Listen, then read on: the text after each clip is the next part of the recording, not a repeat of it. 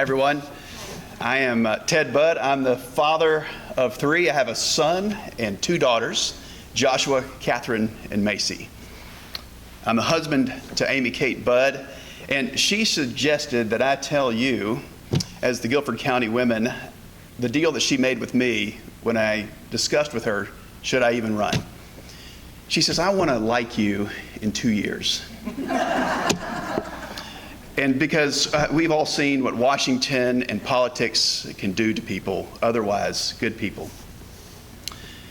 So I make my living at a store called Pro Shots, indoor range and training retail center. It's up US 52, north side of Winston-Salem. And we had a free event there about, specifically for women, about 2 weeks ago. And 120 women signed up. And I was the pepper spray example. So that was a lot of fun, another story on its own.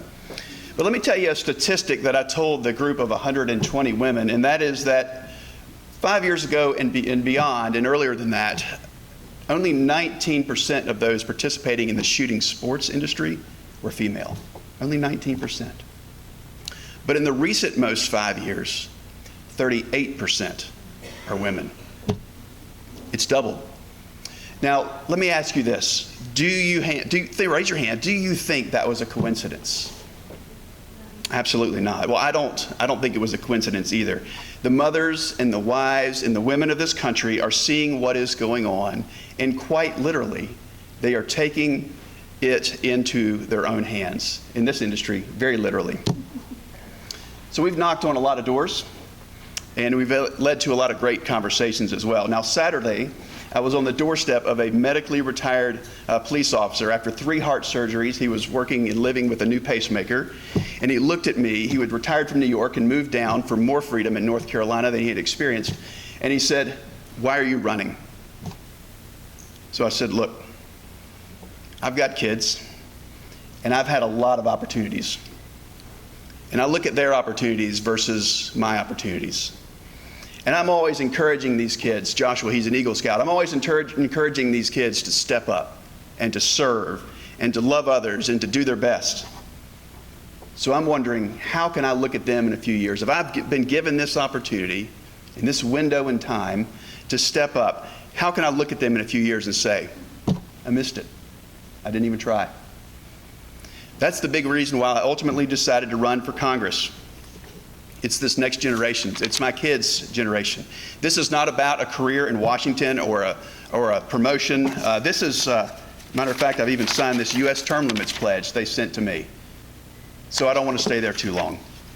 But if you think that I am taking my time away from my family and my business and the team that I love working with every day, and to work hard on this campaign trail and get arrows shot at me, and get up there and be just a go along, get along kind of guy, absolutely not.